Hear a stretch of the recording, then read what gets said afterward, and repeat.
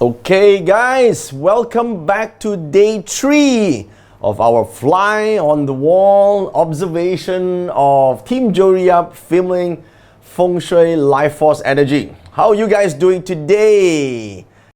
You know, when we film modules, sometimes it's long, sometimes it's short, okay?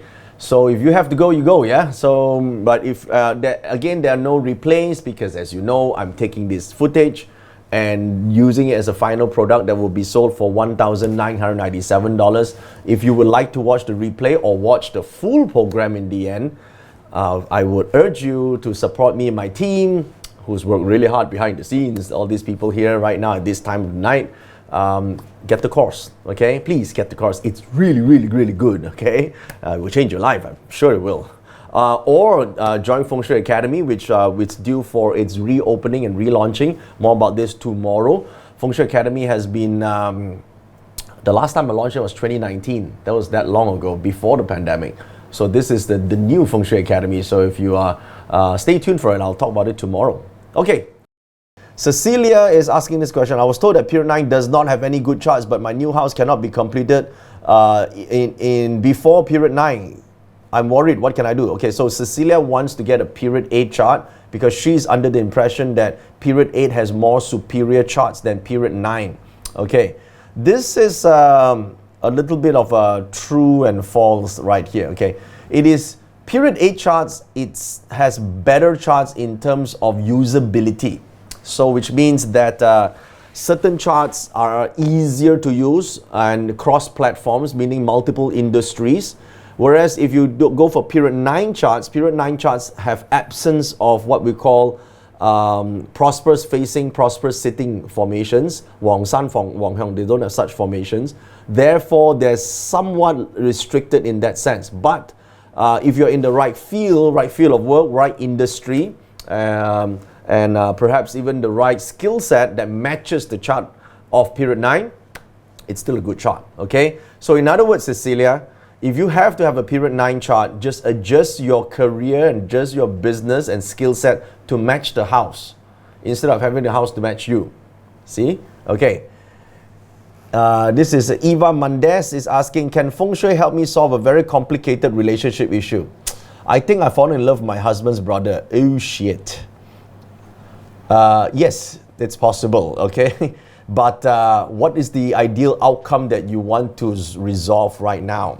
Okay, what is the ideal outcome you want to resolve? It may take a bit longer. The application, right,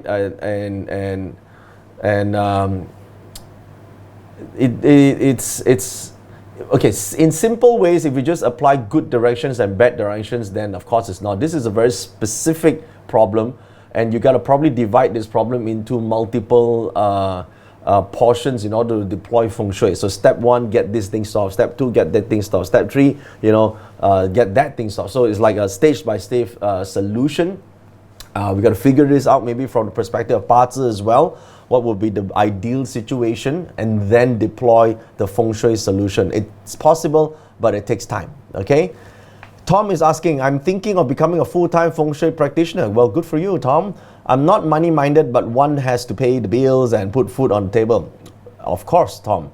You're probably not the right person to ask, but can I really make decent money as a full-time Feng Shui practitioner? Oh my God, what do you think, man? Of course, I'm the right person to ask.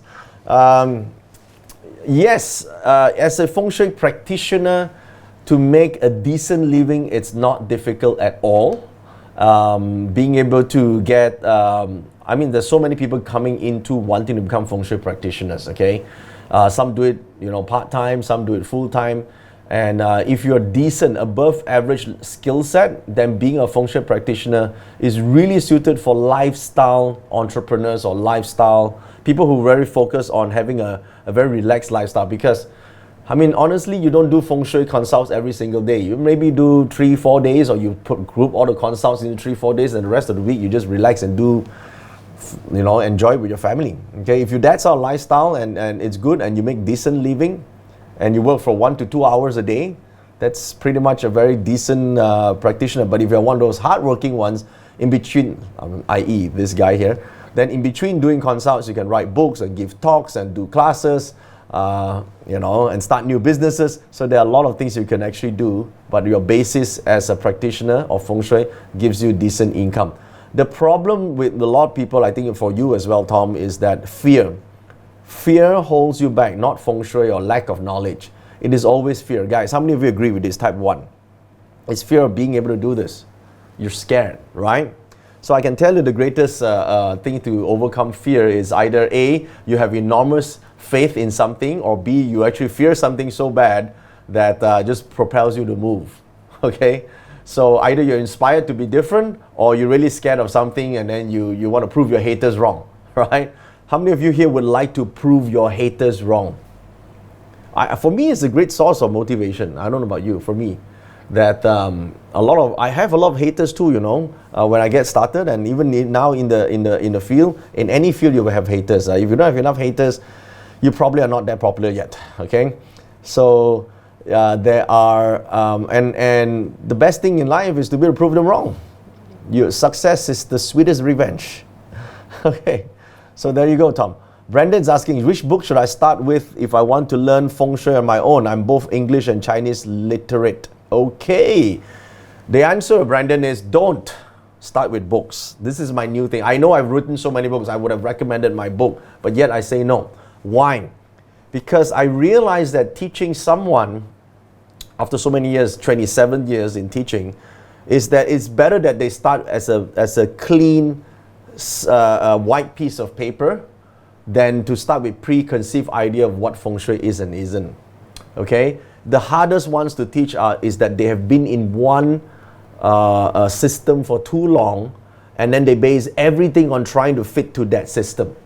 And that's when it is very hard. I have Flying Star Feng Shui students who have started off with flying stars, and then when I start to introduce different concepts like 8 mansions and Sanhe, they find it very hard to adapt. They start aligning, like, oh, how come they can't sort of complement one another, or why don't they say the same thing? It's like astrology, right?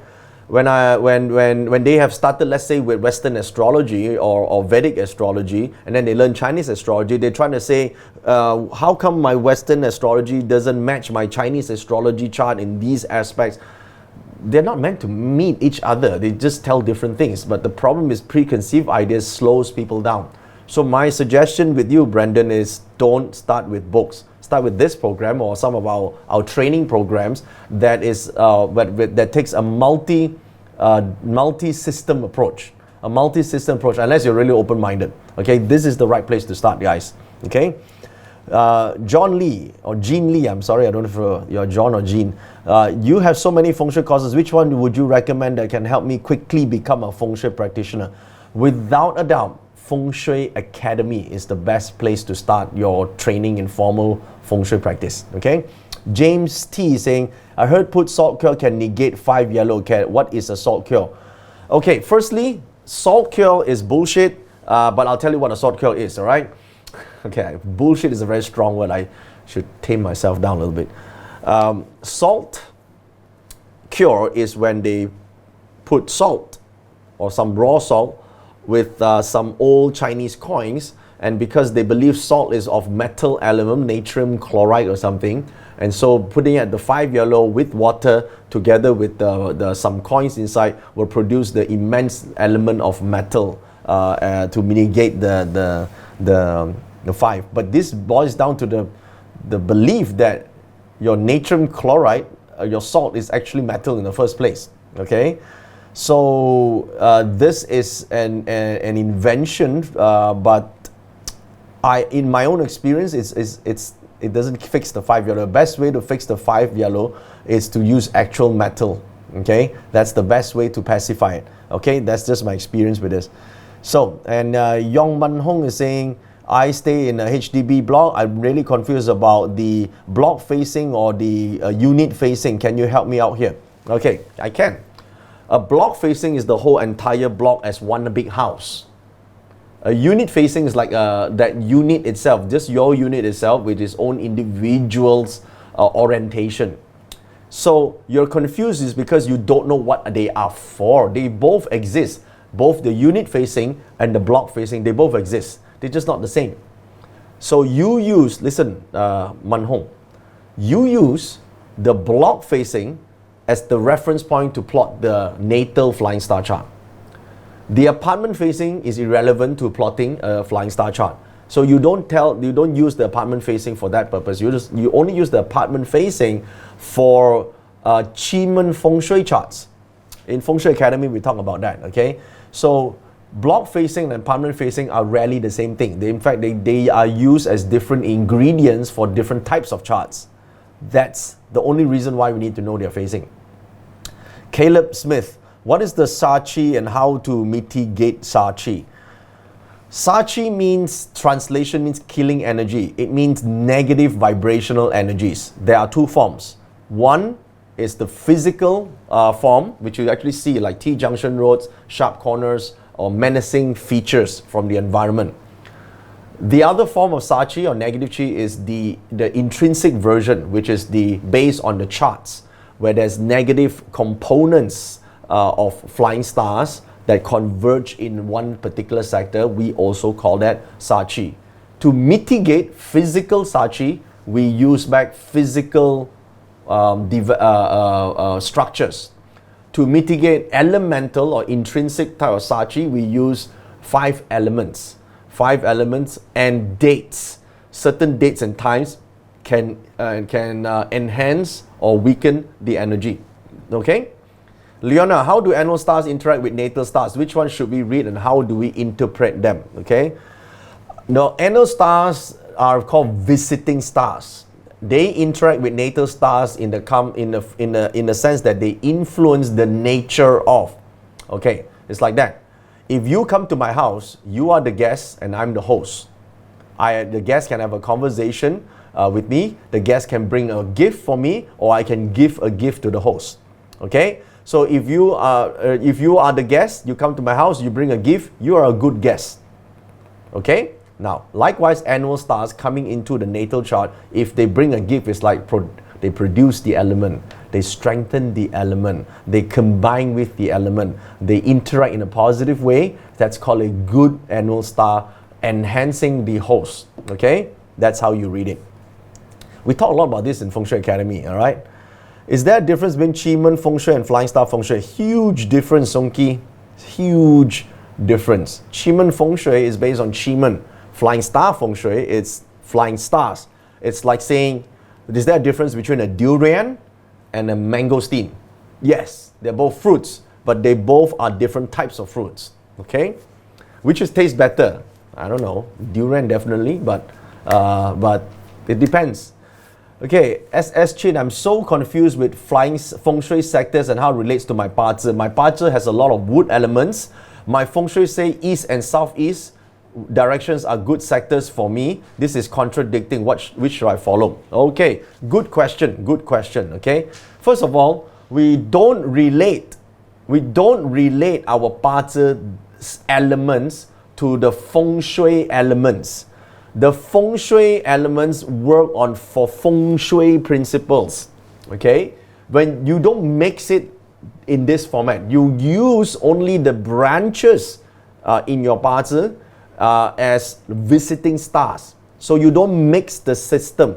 So when Feng Shui says east and southeast is good for you, it is good for you when you stay in this house. Okay? That does not increase or decrease your wood element in your parts at all. Alright? It doesn't increase or decrease your wood element in parts at all. It doesn't influence your parts at all. Okay? It influences your parts only because your partner might say there are certain bad incidents and you use Feng Shui to mitigate it. But you follow Feng Shui elements when you apply Feng Shui. It's just a different way. It's like when I go swimming, I must wear a swimming trunks. Okay? You say, I don't like it. I like to wear my jeans. Why would you wear your jeans when you go swimming? Oh, no, because jeans is good for me. According to fashion designer, jeans is good. But in swimming, you must wear swimming trunks, you know. No, I don't like it. That's your problem right now. That you want to use parts principles and forcefully apply it to Feng Shui. Same principle, okay? Adam Chong says, which one is more crucial, the natal house chart or the annual flying star chart? Depends on whether you're doing long-term or short-term Feng Shui. Okay, if you want something fast, annual. If you want something great, natal. Okay, Simon, what can influence a person's destiny the most? The natal parter, house feng shui, or the 10-year luck cycle? Okay, Simon, here's the thing. Your natal parter chart doesn't influence you. You are the natal parter chart. It's just information about you. It is not your parter that make you who you are. Your parter describes what you can be and what are your potential in life. It doesn't influence you, okay? That's 10-year luck cycle are the opportunities that you meet along the way. It doesn't influence nor really make something bad happen to you. It's just there, right? It's what you can see, what it becomes available for you, all right? Whereas house feng shui influence you. House feng shui, because you use it, you're there, you're influenced. It's like Wi-Fi. Wi-Fi signals don't change your personality. Guys, does Wi-Fi signals change your personality? It will make suddenly, or one day your left ear or your right ear will be bigger than your left ear? Impossible, right? It's just Wi-Fi signals. If you log into the Wi-Fi, you get internet access. Logging into the Wi-Fi is called feng shui systems. That's the analogy I can tell you, okay? YS Tan is asking this question. I read a lot of feng shui books and very well versed in feng shui. Some things I've learned here seems to work against or contradict some old literatures. The good old academic ivory tower I see here. How do you reconcile? How do I know which is the true method? I'm not saying your method is wrong, but I can't find the source literature. Okay, YS Tan, listen, this is important for you. There are a lot of feng shui literatures. I can tell you they all contradict in some ways, because they are all feng shui literatures is just opinion. The only one truth is the 5 elements, the bagua, the stems and the branches. Fundamentals are all truths. They're truth in terms of feng shui. They're not true as in universal life. Yeah, in feng shui, all the systems will agree. North is north, south is south. All feng shui systems will agree that there are 24 different directions, but all systems will not agree how the 24 different directions will receive, will contain, and how they would be activated, because they are different references. So there is no such thing as one true method that rules them all, and they don't reconcile. But you can understand this by seeing what is the purpose. Every system has got strengths and weaknesses in terms of applications, all right? So it's like, you have accrual accounting, you have cash accounting. They're both accounting systems. You can use both, right? I mean, if you study accounting, you know that, right? Accrual accounting, cash accounting. Cash accounting is good for some things. Accrual accounting is good for another thing, right? So there are different ways to for an auditor to classify certain records, right? So are they all true methods? They're all true as well, right? But the way to deploy it is somewhat different, okay? So which is the one true blockchain that rules them all? But blockchain is blockchain, but then you have Bitcoin, you have Ethereum, you have now NFTs, and you have so many different things. Is there a true method that rules them all? Well, some people say, no, there's definitely going to be Bitcoin. Bitcoin is the one and only thing. Those are for Bitcoin advocates, right? Then what about those who are in, what about those who advocate Ethereum? What about those who advocate stable coins? Different opinion. They're all blockchain though, okay? So there's no one system that rules them all. There are ones that are more influential under certain circumstances. That's why it's like that. So on a part that you say you can't find source literature, that's because when I use the feng shui, I use the good pieces from different systems. I don't say that I only use, let's say, San Yuan book or San He book. I use a combination of several systems together. So this is my way of applying feng shui. Okay, here's a quick story, and this will set the tone for the rest of the filming today. So back in ancient China, in the warring times, these are the warring states period of ancient China. There were many armies who waged battles across the lands, all right, across different cities, okay, different states. So they are warring, battling all the time. So in this one particular battle, these two armies were, having their own stronghold, and they're trying to, closing in on one another, okay, closing on one another. So in this situation, there were always the defenders and then the attackers, right? So the defenders will hold up the shield, right? They block, you know why? They're blocking the arrows, right? So normally there's like a rain of arrows they will shoot down, and then it will kill off all the soldiers who are making advancing, all right? So they advance, the attackers, and then they are the defenders. Now, sometimes even though with all the shields up, right, blocking the arrows, there'll be one or two arrows that would slip through in a rain of all these deadly arrows, right? So there was this one shot, and the arrows went through, and a few soldiers immediately fell down. Okay, so, and then of course those who fell down, they will be left to rest for a while, or the rest of the army will just continue to charge. Now at that moment, there were just 3 soldiers struggling, right, to sit up because they got shot. 2 of them were shot in the arms, and 1 of them was shot in the legs. Of course, they were wounded, but they're not incapacitated at that point in time, yeah? So they still can talk to each other. So the soldier A, okay, soldier A set up and behind a rock and quickly, shouted to the other 2, "Hey, you 2, we all need to get back to the camp and see the doctor as soon as possible because these arrows are poisonous." Then the second soldier said, "You are very knowledgeable in these arrows, huh? Now, the second soldier came closer to him. "Do you know what kind of poison that they use?" Then the first soldier said, "I believe it's snake poison. Confirmed snake poison." Okay. Now, of course, they are still very painful now because they got shot in the arm. So the second soldier who asked the question said, No. Look around us. Look at the skies. It's raining arrows here. I mean, how do you catch enough snakes for all these arrows? Huh? How do you think they catch enough snakes? There's thousands of arrows, and you need to kill thousands of snakes. It's impossible to make all these arrows with poisonous snake venom. Then the first soldier said, you know nothing lah. You actually don't need so many snakes to make so many poison arrows, okay? You are the one that's mistaken," the second soldier said. "How can is this, right? Have you ever made poison arrows in your life? I can tell you, I made poison arrows in my life before, and you definitely need a lot of snakes to do this, okay? 1 snake for 10 arrows. This is more than definitely 10 arrows." So the first soldier obviously countered with a rebuttal, and then the second soldier pointed out, this logic has got error, and the two went involved, two of them argue like hell. They scolded each other, then they say, "No, it's not like this, it's not like that," until one point, the debate was so heated, the blood pressure went out, and then they're feeling nauseated, and both fainted. Okay, so they both collapsed. It seems that the poison has taken over their bodies, and the both of them are in deep shit. Okay. In the meantime, the third soldier who was shot in the leg already crawled his way back into camp, and the army doctor was there. He pulled out the arrow, dressed his wounds. Of course, this was extremely painful, but the soldier knew it was necessary at the time, and he grit his teeth and just remained stricken quiet while the arrow was taken out.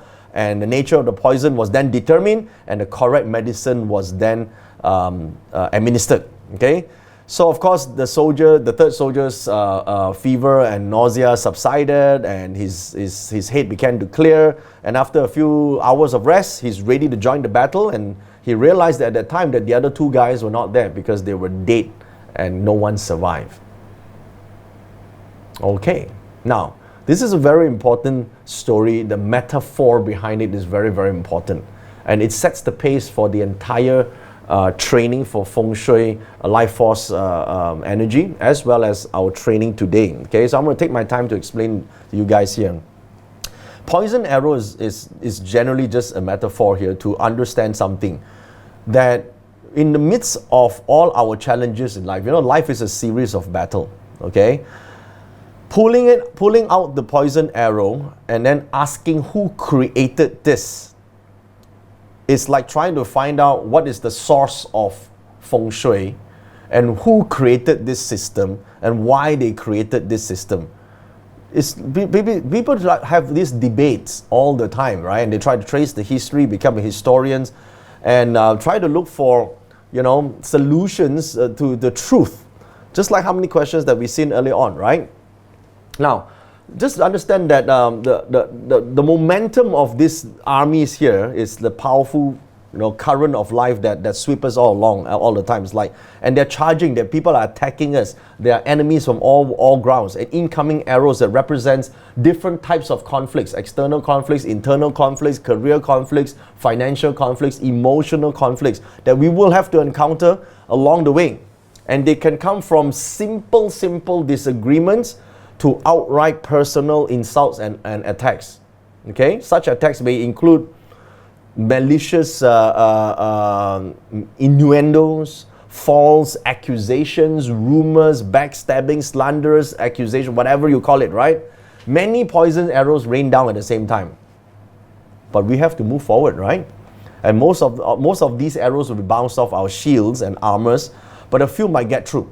Our shields, our armors, our education and our knowledge in life, right? So this, and if any of these arrows come through, it stops our progress, and we become a problems that we need to solve in order for us to actually function in the battlefield. You think about it, right? We have to go and solve these arrows because we got shot, right? So two of the soldiers got into a freaking debate to reflect on a common pattern in life, right? When struck by poison arrows, many people spend a lot of time and effort trying to figure things out. Don't you think so? It's a heated agreement, then they wonder why the other person don't see the obvious freaking truth. That's what person A and person B was doing just now, right? Why don't they see the obvious freaking truth? If it's an attack on one another, these people, they want to know why the other person is so offensive, right? Why they're so offensive. They discuss what they should do next. What if they've done so far? Is it the right thing? Don't you think this isn't what these people do all the time, right? Like why he or she say the things they say, why people treat me like that, why they cannot understand me, why they can't understand the situation. And that's the same with Feng Shui. Look at how many people are trying to find out exactly. If you don't tell me how to find the house direction, I cannot do this. I can't tell the difference between this and this, therefore I'm confused, right? They need to figure this out. If I can't reconcile my 8 mansions and flying stars and sun her, I'm going to like freaking not be able to practice this shit because I need to figure shit out. Okay? A lot of people do that. They work through endless rounds of analysis, and the poison arrows are still in them. And so they are filled with resentment, fear, rage, and all the damaging effects will spill over all other areas of their life. Okay, that's becoming evident because they're taking out their feelings of frustration on their friends and family. And in this case, in Feng Shui, they're frustrated because they can't freaking reconcile the building facing and the period of the house and this and that and this and that. You actually don't need all this stuff. Okay, the process is going to go on for a long time. But many people move through life with poison arrows permanently stuck. Because then they try to ignore them. Once in a while, the arrows cause pain, and what happens next? They experience anger, disappointment, and bitterness all over again. Now, here's the key word. The third soldier survived, while the other 2 perished. Okay? Now, this was not because he was smarter. This is not because he was more knowledgeable, as they discuss poison arrows. It's not because they're smarter and poison or knowledgeable. Yeah? It's because of this. Okay? The third soldier got up and started moving forward towards the doctor. Okay? This symbolizes the orientation to using this thing called life force energy. Okay? All you need to do is understand that you need to connect to life force energy. How you get to that? Get the nearest point. Get to the nearest source. Right? If you waste time on a lot of philosophical questions, then you would have been succumbed to the poison like the first 2 soldiers. Alright? So talking would not help resolve the problem. Walking, on the other hand, would. So movement is the thing. Okay, go towards the solution. Now he had an arrow taken out while remaining quiet. Remember the story this far? All right, pulling out the arrow symbolizes what? Treating the problem at its source. A lot of our problems right now could be one or two simple Feng Shui issues. Could be just this. Fix this 1 or 2 problems and then you're done. While fixing it might be a little bit troublesome, it's equivalent to us pulling the arrow and just keeping quiet. Okay? This is important. So while this took place, this soldier, the third soldier, did not curse the enemy for firing the arrow. They did not say, who shot this, why it was shooting at me, why me, and who didn't hold the shield up, and then that's why I got shot. Because doing so will be waste of time, waste of your energy. Okay, so uprooting the problem is actually the most effective way instead of casting blame. Many people cast blame, right?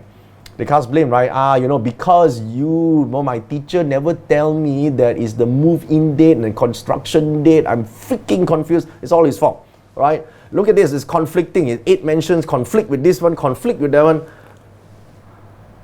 By the time you figure out who is the cause of the problem, your poison would have killed you.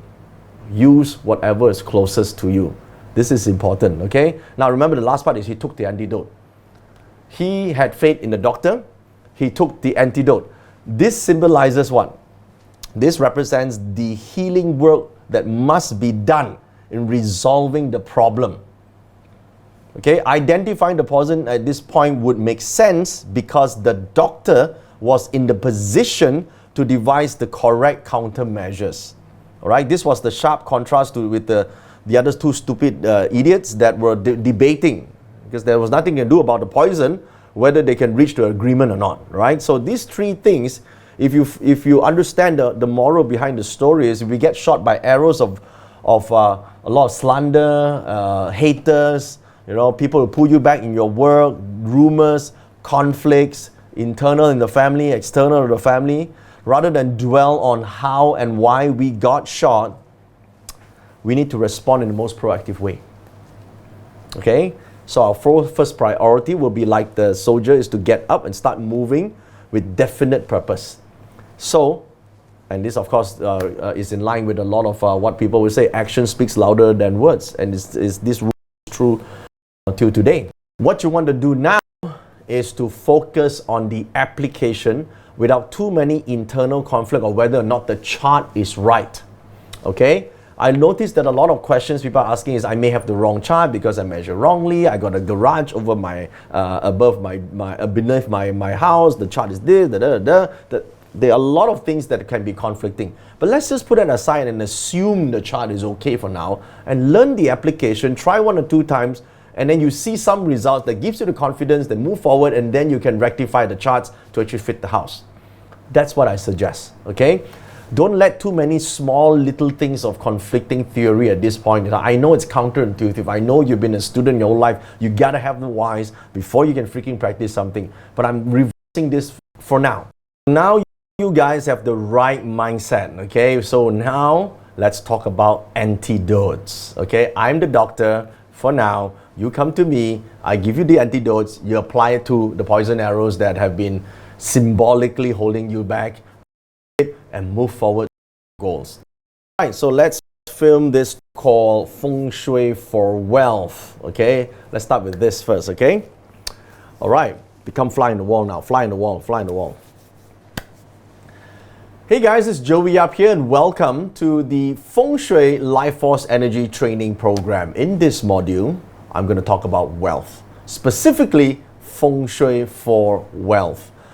So when we talk about 9 types of wealth, wealth obviously can relate primarily as financial status, right? That's primarily what everyone thinks of when they think about wealth.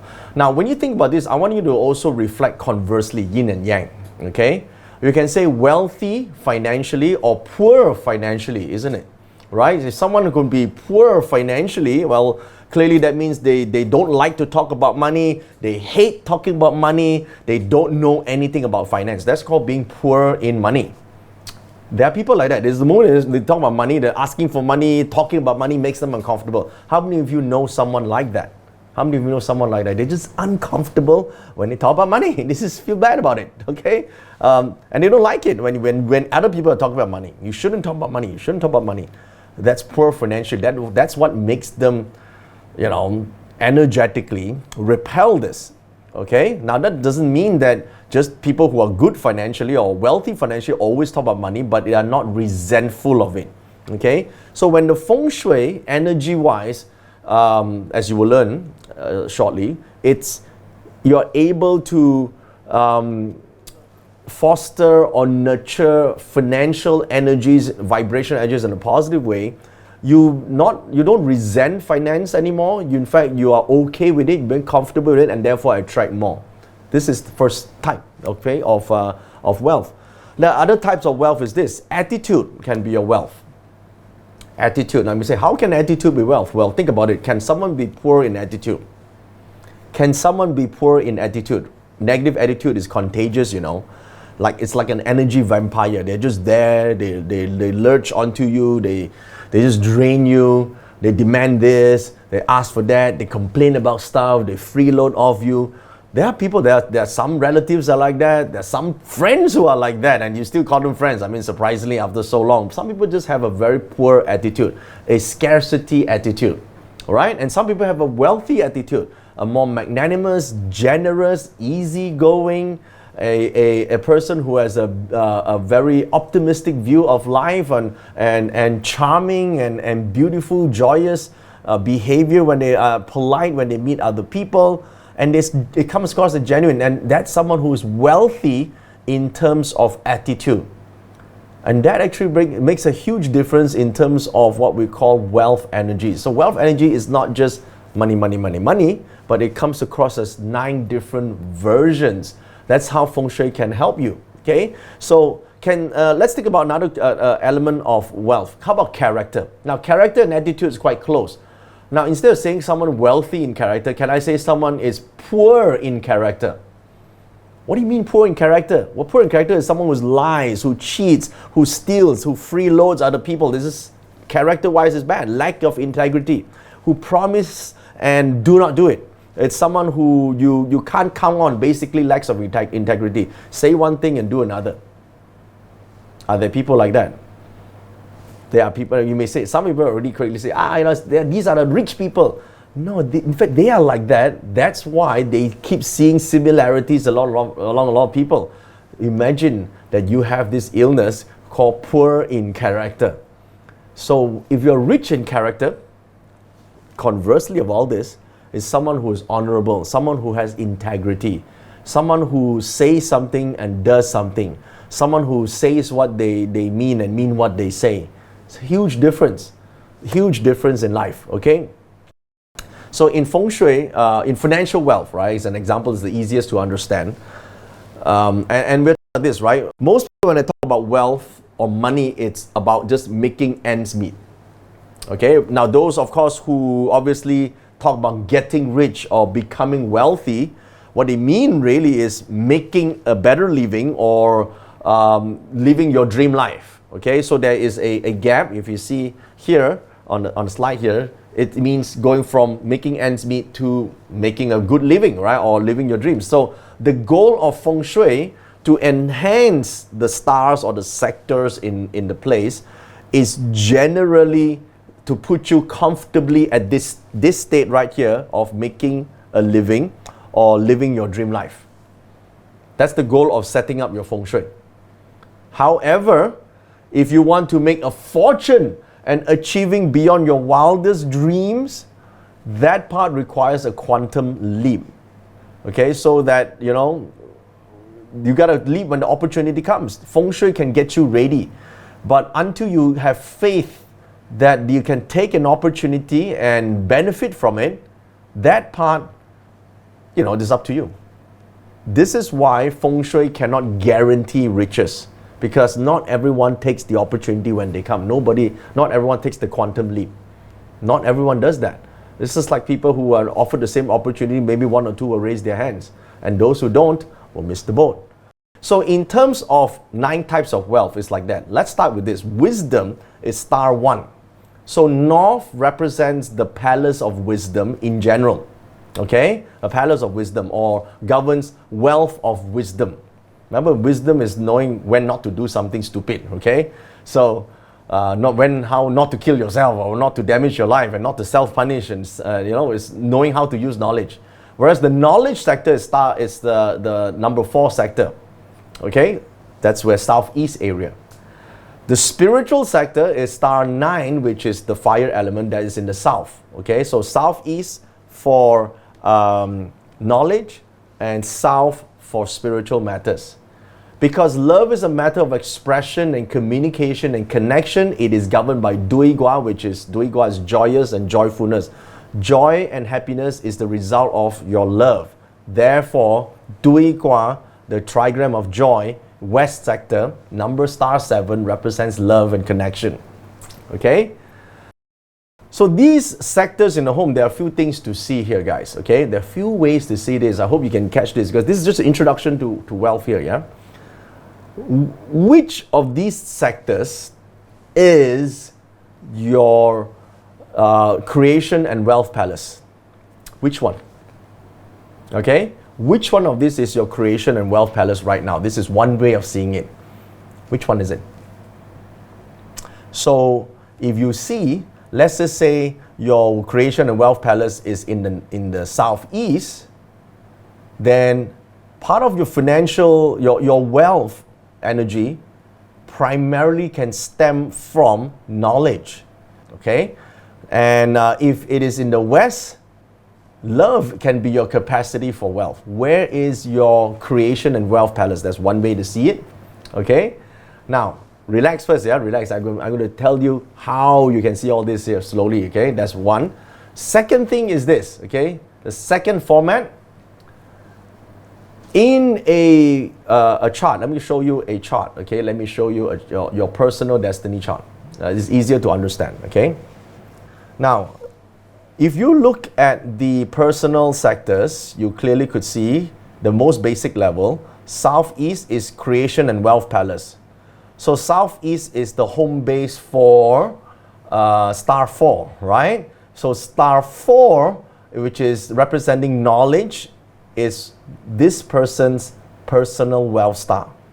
Okay, so easy to see, yeah? Personal wealth star or creation and life palace star.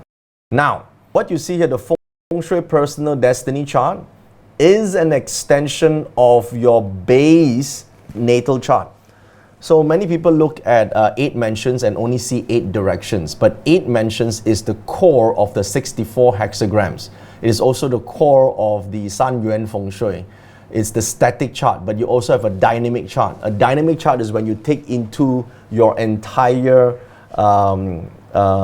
date of birth and form the hexagrams. So this is the Feng Shui destiny chart. Now remember in the first place that star 4, which originate from southeast, is your creation and wealth palace, yes or no?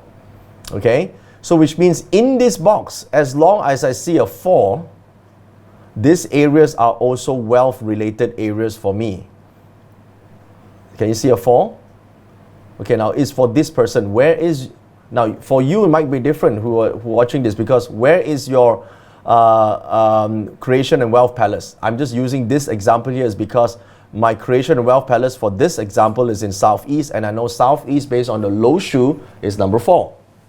So 4 is related to my wealth chi, right? Personal wealth chi for life. So where is this here? It's in the south and also in the northwest.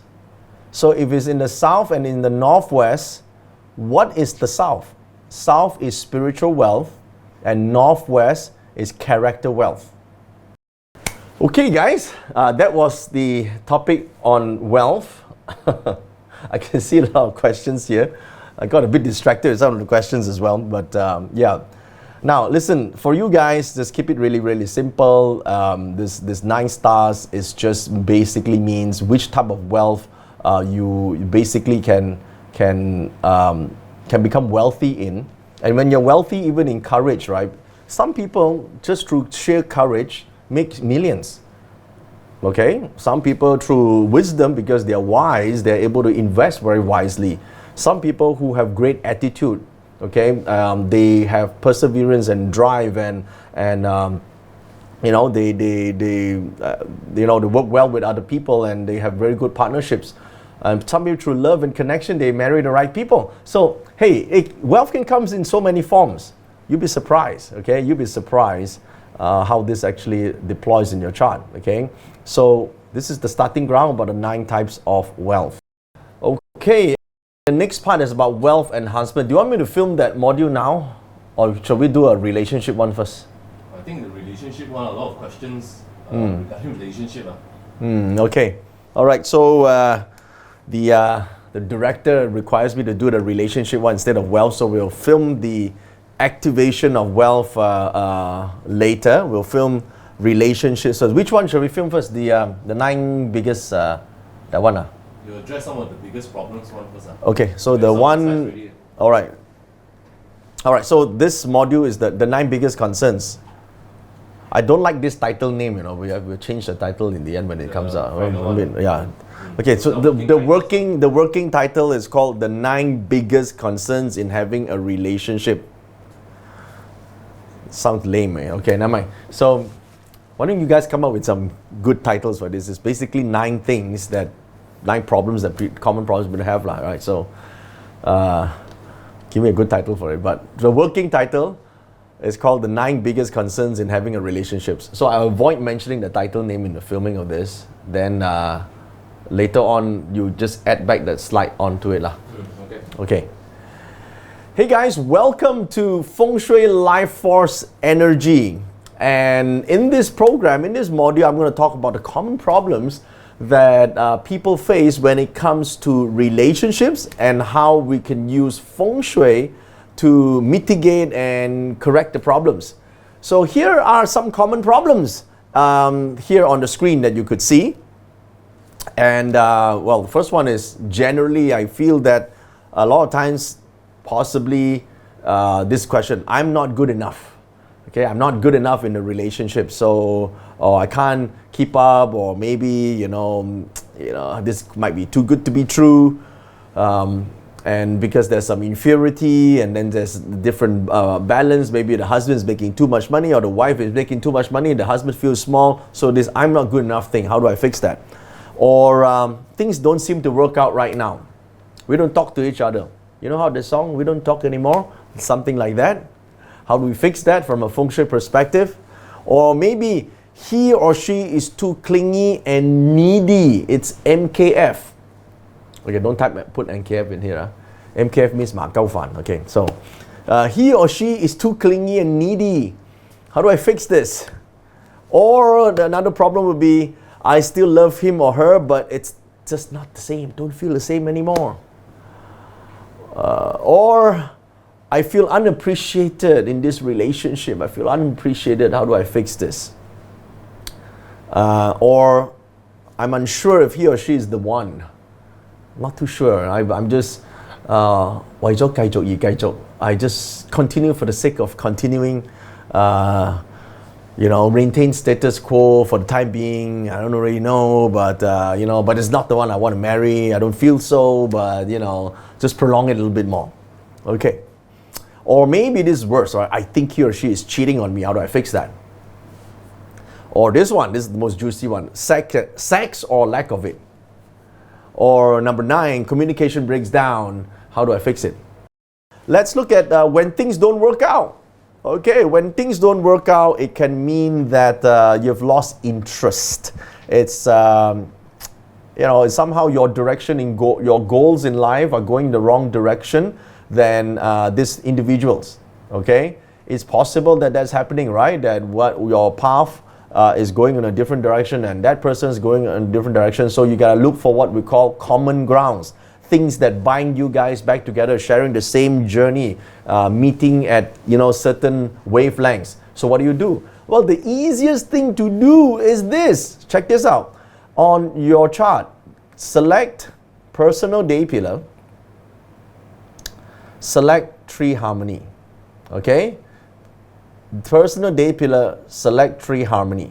Check this out. So you will notice that in your chart now, you have these icons listed out that are based on the combination of your tree harmony palace. Okay? Now this is based on your tree harmony palace. Alright? So this is you. This is yours. If you're the one finding out that things don't work out with that person, you can use that person's tree harmony, and you personally sit in that individual's tree harmony position when talking to that person, when communicating, when trying to iron out what is the common grounds. So always use the other person's tree harmony. Okay, that's the best way, because normally you won't find that you are the ones that are creating problems, right? Because obviously you find that things don't work out is because that person disagrees with you. So plot that individual's chart, click on the day pillar, see where the tree harmony is, sit in that position, do discussions, talkings, and negotiations, and or truce. Call it truce, okay? Use Feng Shui in this aspect. There are three sectors. You can say the best areas to look at the whole house, the ground floor plane. I mean, some people are like, I've got 5 floors in my house. Which one should I use? Use the ground floor, okay? Use the ground floor, start with that, okay? It's not the only thing to use, but start with that first, all right? This is easy peasy, begin with that.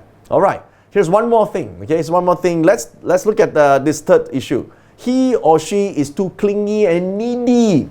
He or she is too clingy and needy. I call this MKF.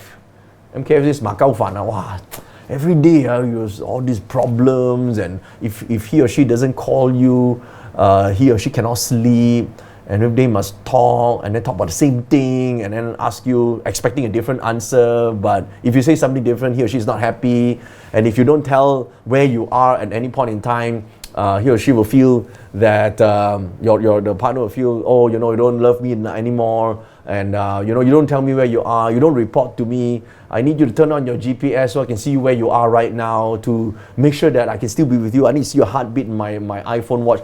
Generally to MKF, okay? So when that happens, it actually destroys the relationship, of course. So what do you do? All right? So there's a lot of things you can do, all right? You need to separate some distance here. So now, here is something that I would take into consideration. If you need to have a bit of destruction in here, right? Now you may think destruction is bad. No. Destruction actually separates the you don't want to be too clingy. So do this, right? Watch this. You take the day pillar of the individual that seems to be very clingy to you and click on destruction and see where it is. Okay. So in this case here, you can see the destruction animal sign. The direction is West 2. Okay, West 2.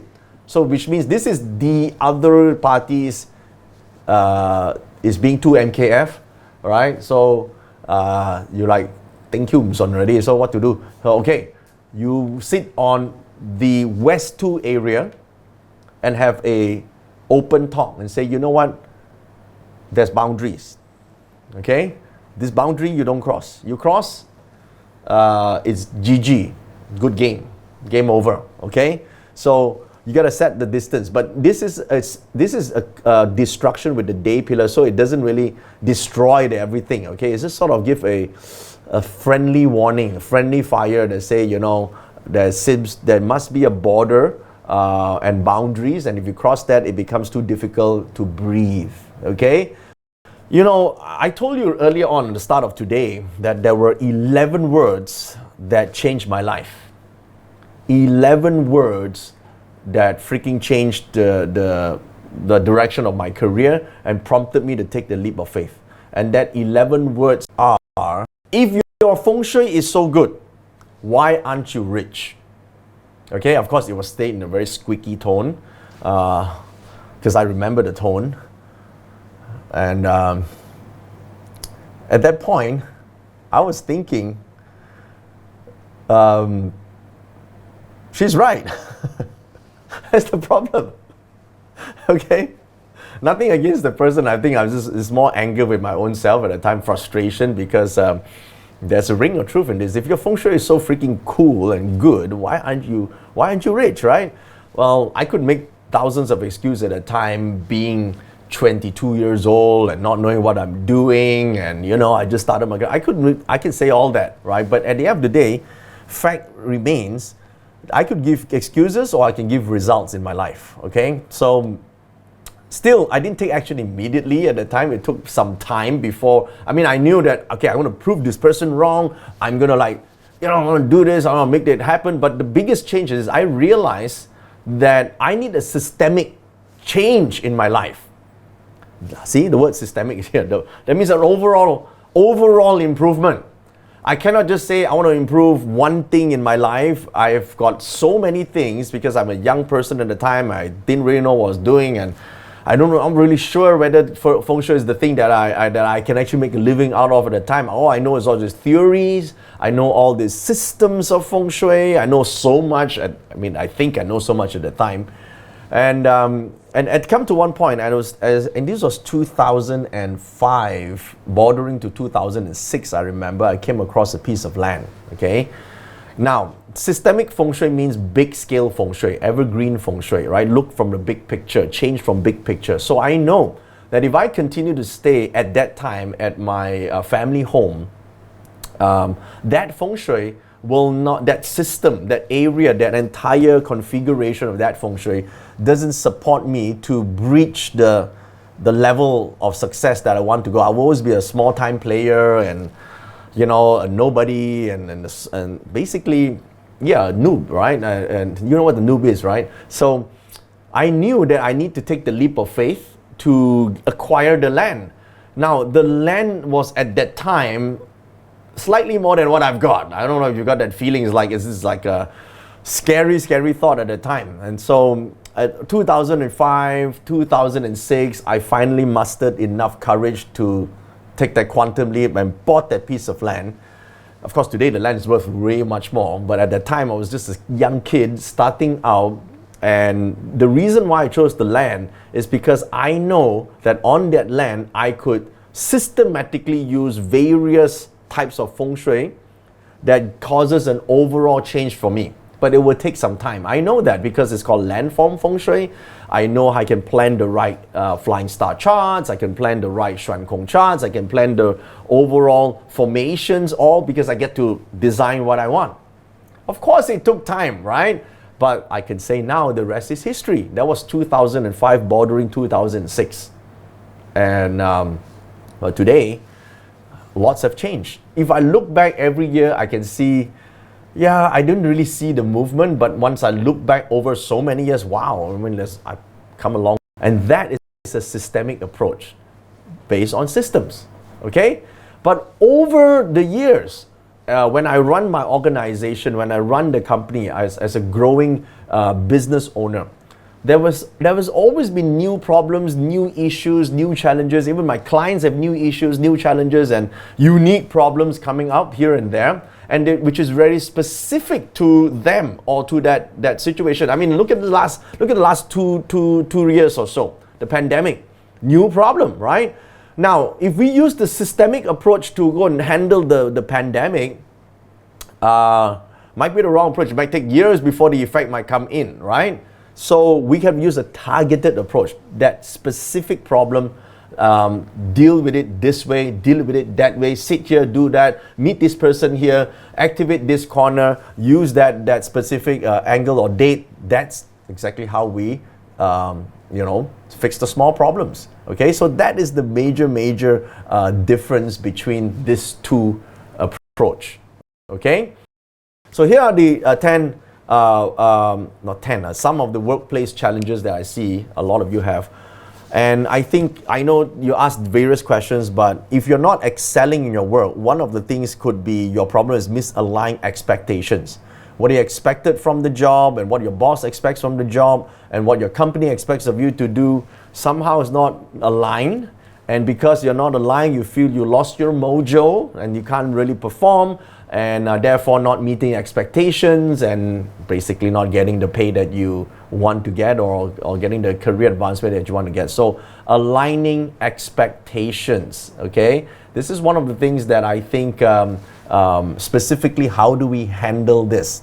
Specifically, how do we fix this problem, all right? Now this, of course, we will have to bypass your 8 mentions and bypass your your personal flying stars. You gotta look at your boss's chart instead. Okay, now this is very specific on how do you want to use. If you want to align expectations, you need to be able to align to be value to your organization. Okay, be a good value to your organization or to your boss. Okay, so here's what you do. You key in to the Explorer. Now the Explorer, the first page is available to you guys, so you actually can use that right now. You key in your boss's date and time of birth. Okay, if you don't have time of birth, just the date of birth if you know. If you can't even find this, then some people complain like fuck all the time. Oh, I can't do this, can't do that. Okay, if you're one of those that really have a complaining attitude, you fix your own feng shui first so that you stop complaining and look for solutions, be resourceful. If you really want to find out the date of birth of somebody, you can do that. Just DWIT, do whatever it takes. Okay? Or change the person you're targeting, that's all, yeah? Okay, so find a way lah, meaning don't be resourceful, all right? Okay, here's the thing. So if you find out the date of birth, you will know the person's 8 life aspiration, 8 life directions, okay? So if you can, I need you to try and position yourself in the health and well-being palace as per that person. So suppose this is the case, right? I'm just showing you now on the screen. If this is the individual, your boss or your head of department, and he or she's health and well-being palace, as you can see right here, I'm pointing, it's in the south direction. So in a meeting, now watch this here, watch this as I show you how this is done. So suppose this is your office, okay? And this is where your boss sits. This is called boss. And let's just say that from where the boss, imagine the boss is here and the direction of south is here. So as long as you have your table anywhere you sit here, you will always be the helpful person to your boss. Okay? This is a simple approach. It's long term, but very steady. It's specific to you becoming aligned with expectations, because that's the exact value that your boss is looking for. Okay? So you got to find a way. Now, of course, you got to be a bit creative here, because some people are just lack of creativity. So that poses another targeted approach that you need to fix. So you fix your creativity, because obviously your creativity level is like, so you can't like, I can't apply this because my boss, I don't have compass. Some people are just like, so they need to fix them because they are wired to be not creative. So you have a creative palace, you fix your own house. Then suddenly one day, I'm creative again. So now you know how to solve this problem out, all right? So there's a bit of knowing, mixing, matching different things together to get the outcome, all right?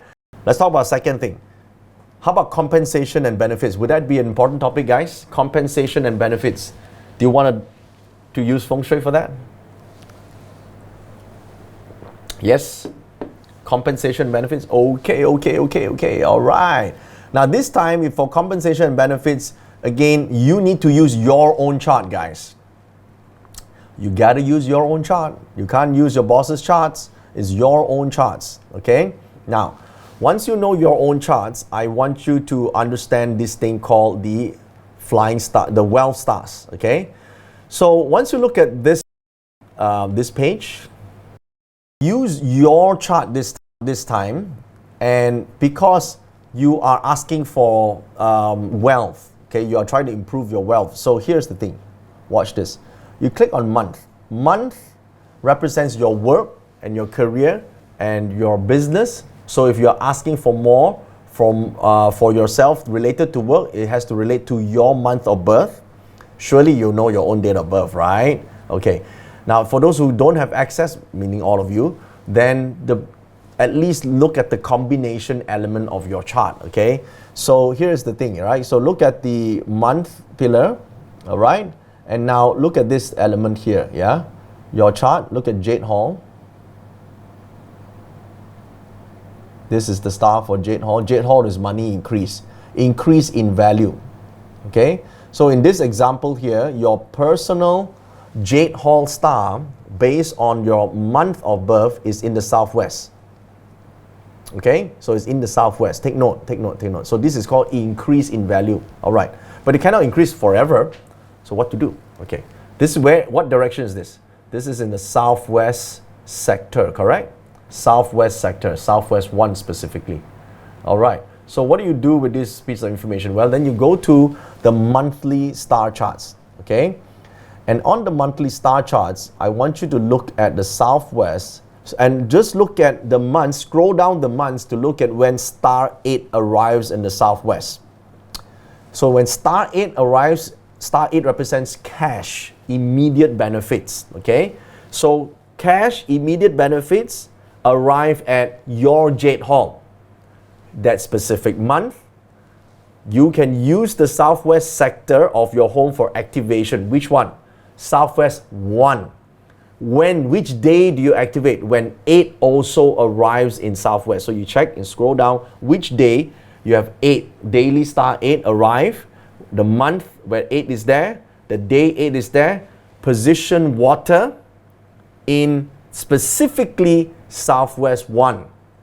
Then within the next couple of days, or better yet on the same day, you have the meeting with your boss to discuss benefits and compensation. Okay? That's what you do. You talk to your boss on that day.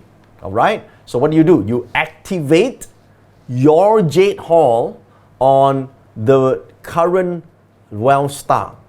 Okay? Current wealth star of month and day. Okay? Simple, simple, simple. All right? So this is how you can go. Because most of you guys, you say you work for other people asking for compensation benefits. This will be a great time to discuss, okay? It might take you a few rounds, okay? Because sometimes your boss might have his own, shields and barriers are not so easy. But over time, if you have true value and you're aligning expectations at first, you are his or her nobleman, and you activate this subsequently, the answer will be yes. Because you are now a nobleman. You are a value adder. You are not just a taker. If you skip step 1, you don't align your expectations. You don't have value added. You just, come on, who wants to give you more benefits and more compensations if you're doing exactly the same thing? So first you must be valuable. Okay? Now here's another targeted approach. What if you got conflict with your superior? What if you got a conflict with your superior? Okay, you have a conflict with the superior. How do you settle the conflict? All right, or maybe you may say the superior is mistreating you or hates you, or I don't know, man, something is just not working out. Conflict with this person and or partner. All right, to solve this problem, the first thing you want to do is plot your chart once again and go to this page. Now this is based on your chart. Now watch this, okay? So what type of problems do you have? You have a problem with your superior or a problem with a friend. That depends on, that tells you whether you want to use the year pillar or month pillar. Okay, if it's a superior, someone at work, use the month pillar. If it is a friend or a colleague, then use year pillar. Okay, now again, for some of you who are screaming, shit, I don't know this, relax. Don't know how, learn how lah. Yeah, it's possible. This information is not top secret. You can find out, okay? There's such a thing called, 八字, basics. Go and learn it, okay? Do you want to solve your problem? Right? Not everything can be spoon-fed, all right? So, because this is not planned as part of the thing, so I'm just giving you an additional. How many of you find this good value, learning this type of one here? You find great value? Okay? So you can help those out who's missing out a little bit because they don't have some background, but it's nevertheless solvable, yes? Okay, this information is out there. It's not like super rocket science. It's out there. Guys, just relax. Okay, so let's say now you have a issue with your boss, conflict. He hates you and not going to give you your benefits or help you out. So what do? Okay, what do you do? So tick on the person month. Means for those who are learning this without the help of the software, it means your animal branch of your 八字 chart. So it means this. For this person, it is the goat, right? So what you're going to look for is the goat's relief god star. Okay? Relief god star. So this is your chart, Mr. Kevin, for example, and you look at goat and use the table to find relief god if you do this manually. If not, the software itself would, when the software is ready, of course, and I click on relief god, and ta-da! It will be at the exact position where it should be in my compass. So the compass tells me this star called relief god is in East 2. That's my personal problem solving star.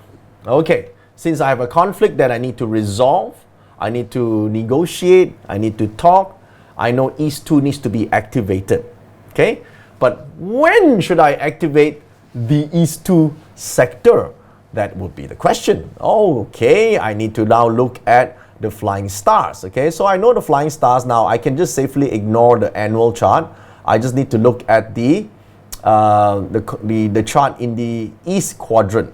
Okay, so a problem-solving star normally would be star 1, star 4, and star 9. 1, 4, 9 are good numbers to dissolve problems intelligently and amicably. If you want to solve legally, use star 6. 1, 4, 9 solves something amicably and intelligently.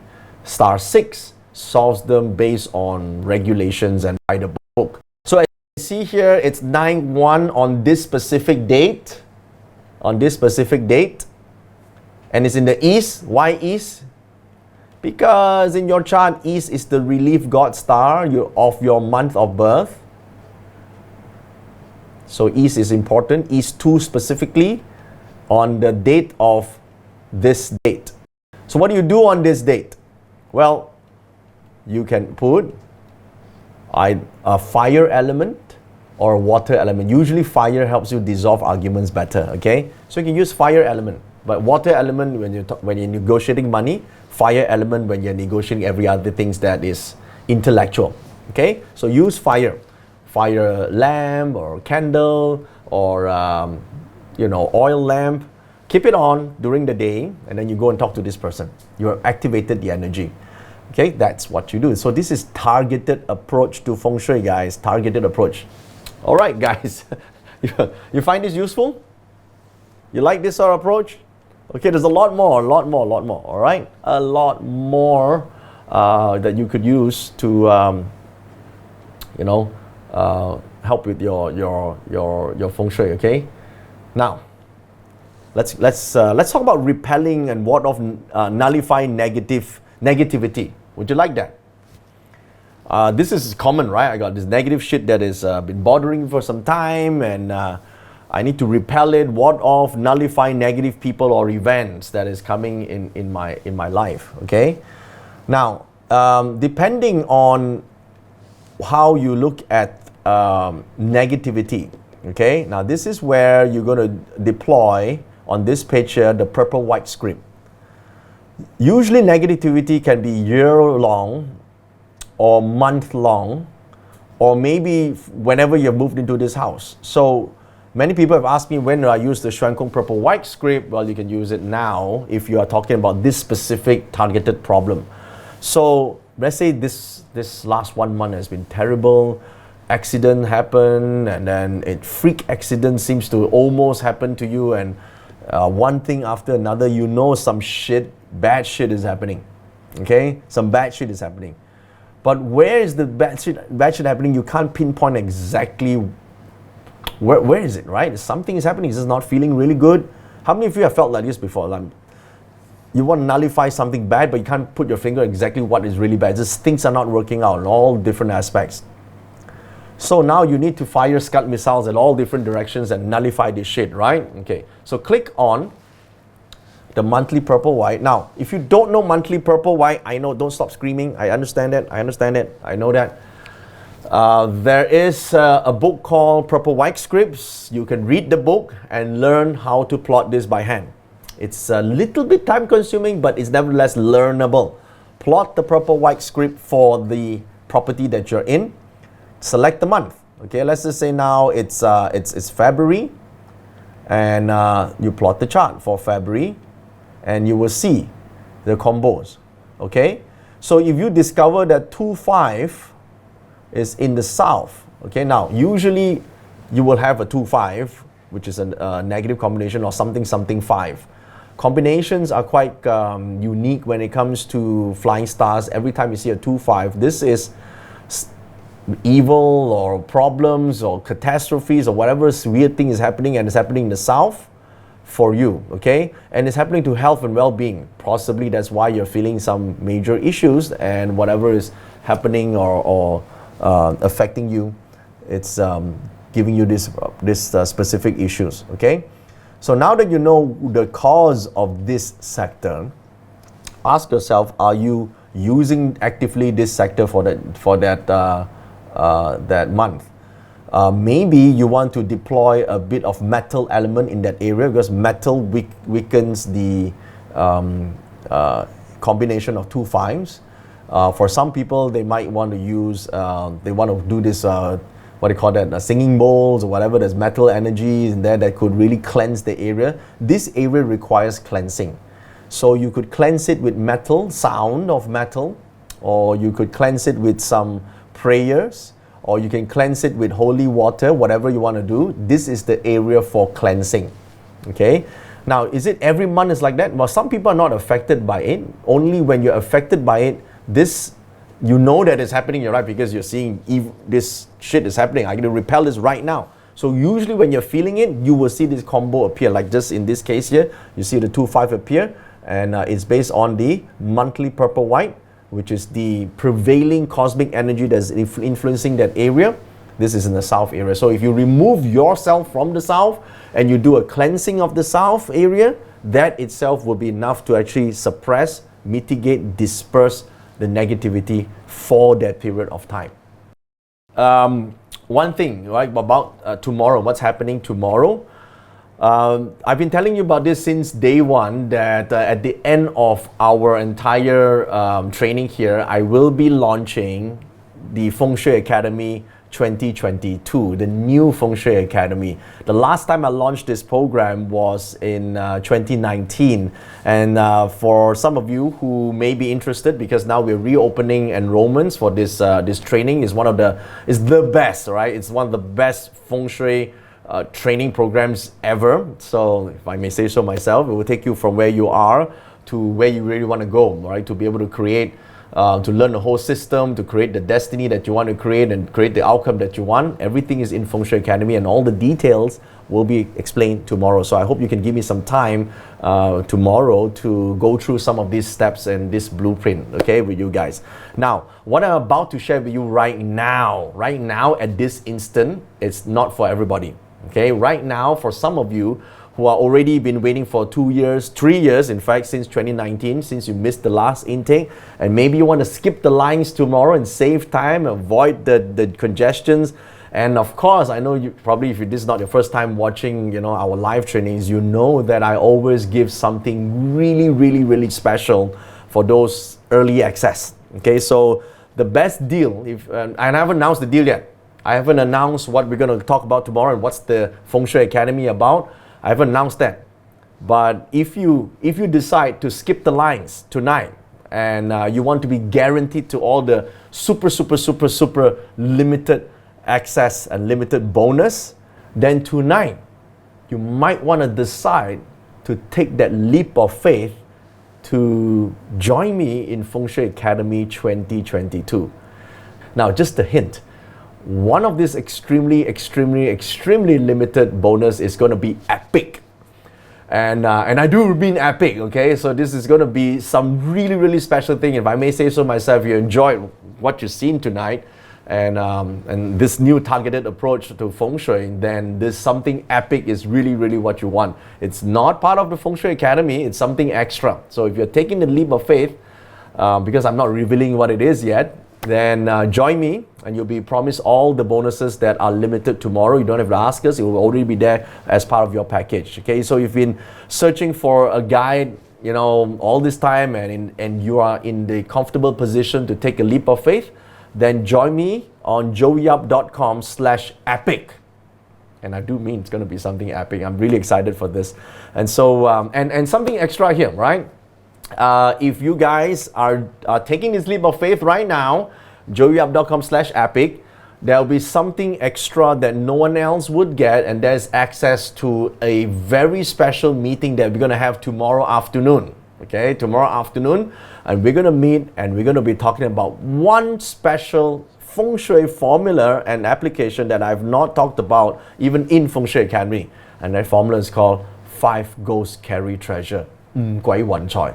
And it's been 27 years my understanding and an application of Guai Wan Chai, the 5 goals carry treasure, which is a very specific wealth-related formula in Feng Shui. I'm sure some of you guys have heard of this before. I will talk about it live together with you guys in that very, very special meeting tomorrow. Okay, so tomorrow at 1 p.m.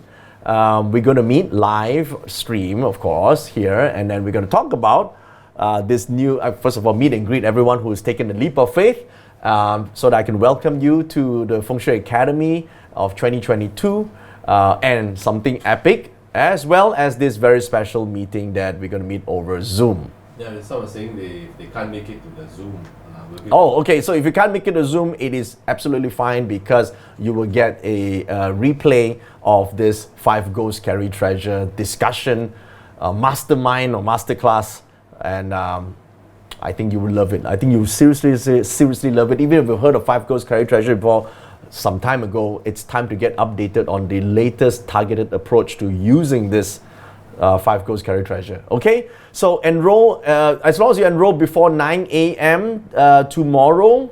We'll send you the Zoom link. Okay, we'll send you the Zoom link. Okay, I will consider you part of the epic group. Okay, so I hope you can join me. And guys, before you go, if you're alumni from the previous intake of Feng Shui Academy, meaning you are pro or advanced tier, if you're alumni of the previous 1 year, which is 2019, okay, you consider alumni when you're in 2019's Feng Shui Academy Advanced, then look out for my special alumni only email and privileges that I've just sent you, because you don't want to miss this. Okay, if you have not received it, contact our group. Let us know your last intake, because it's got to be the last intake to be considered alumni, and then you get this very special alumni privilege that you don't want to miss out on that, and use it, of course, right? Okay, so leave the comments on chat room. We're going to leave it open here for a couple of minutes now. If you guys are considering whether you're going to join us for